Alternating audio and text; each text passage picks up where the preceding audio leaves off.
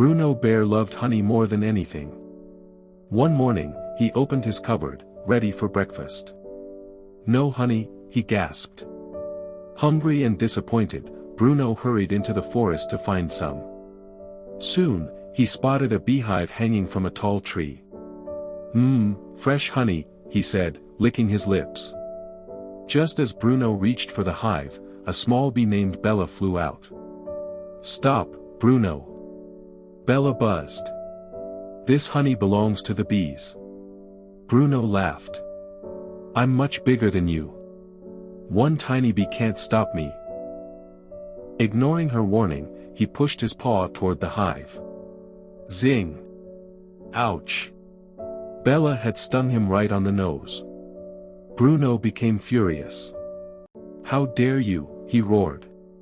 He grabbed a large stick and started swinging it wildly.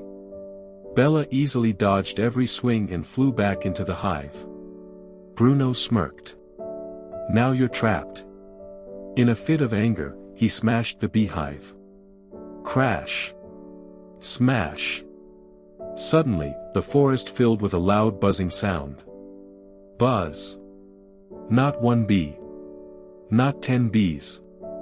Thousands of bees. They swarmed around Bruno. Zing! Zing! Zing!